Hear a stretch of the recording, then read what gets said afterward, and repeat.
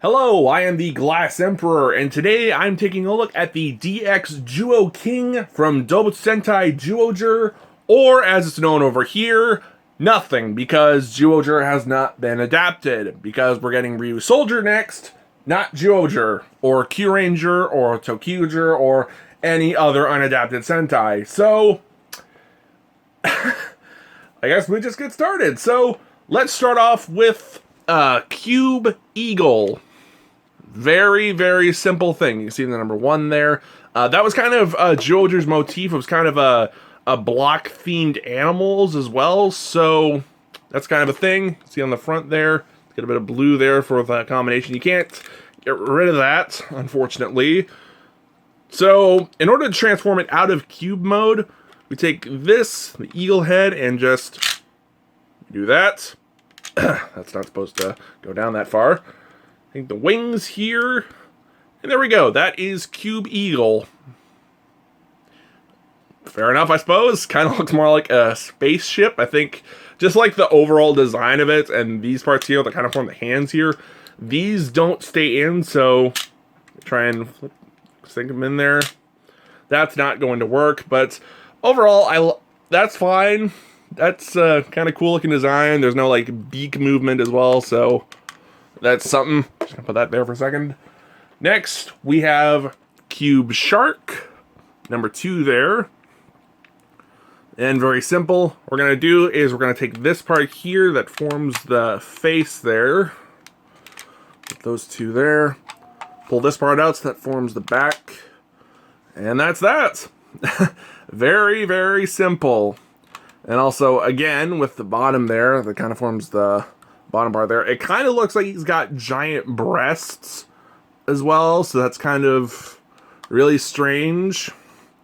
Again, there's like no moving parts other than the head there, which can kind of split open like that. It's kind of like the dogs from Resident Evil, which I wouldn't recommend doing to a real shark. That's not very nice. So I'm just going to put that there for a second. And finally, we have Cube Lion. This is a very difficult transformation, so slow down the video if you really need to, so you know what you're doing. Yeah, that's pretty much it. I like the face on it. It's kind of funny. Kind of looks like a rabbit as well. Which, speaking of which, I do know that the Korean recolor of these for Power Rangers Animal Force, that's their dub of Zyuohger. They decided to keep the Power Rangers name for a lot of their stuff, probably for name value as well, and also they stick the word Force on pretty much everything. People complain about Mega Force, Mystic Force, and all that stuff. They ain't got nothing on Korea.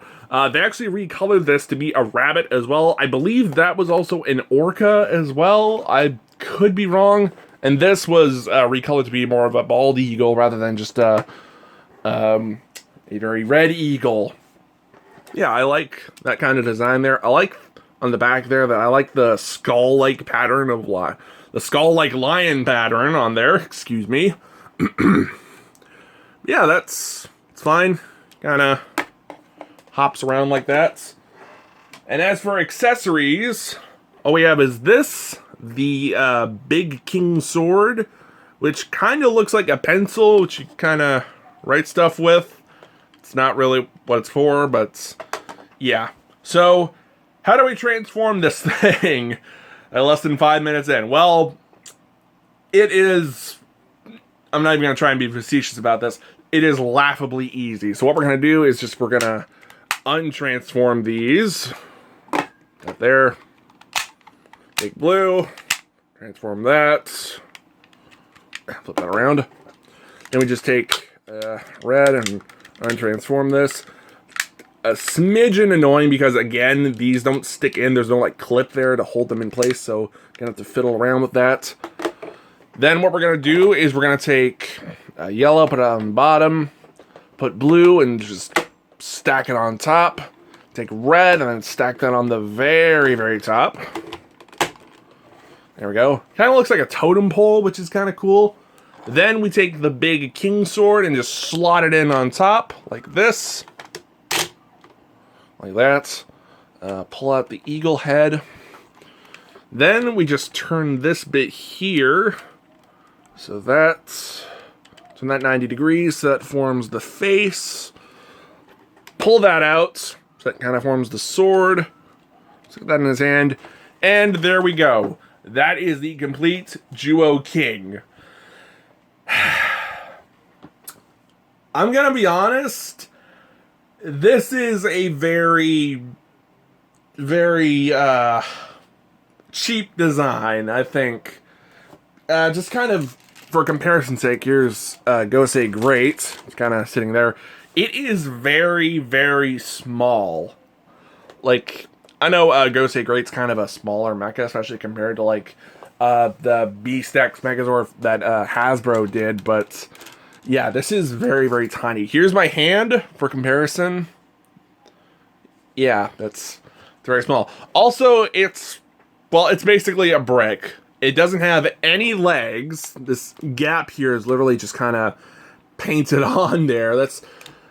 It feels like something for preschoolers or like very, very young children, but it's marketed like a collector's item for like 60 or 70 bucks, which I'm not sure I quite get.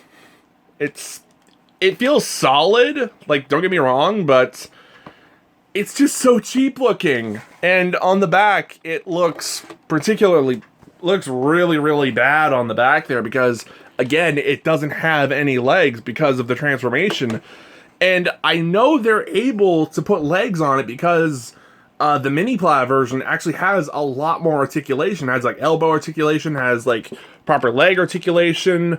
Then again, it's like a model kit, so there's more they can do. I know they did Sun Vulcan Robo, they did the Live Robo from Live Man, they did Daijujin, which I might have to get my hands on at least one of those model kits, but yeah, this is...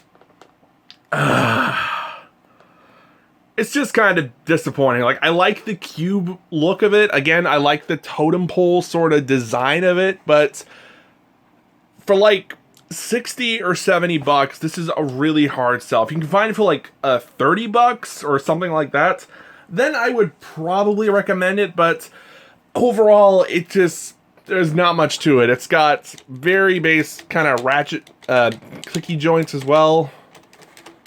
Head kind of turns. Oops. And yeah, and kind of on the back there, it kind of looks like he's got a really fat butt and really thick legs, so obviously he has not skipped leg day, which is kind of funny because he doesn't have legs. And of course, like, the only real accessory is the sword here, the King's Sword, which is extremely tiny. Like, again, kind of going back to Ghost Ager, like, I made a point about the Ghost Ager sword being, like, really, really huge. This is, like, the opposite of that. Like, for comparison's sake, if I can just, oops. The sword is, like, almost as big as the mecha itself, whereas here, it just comes up to the knees.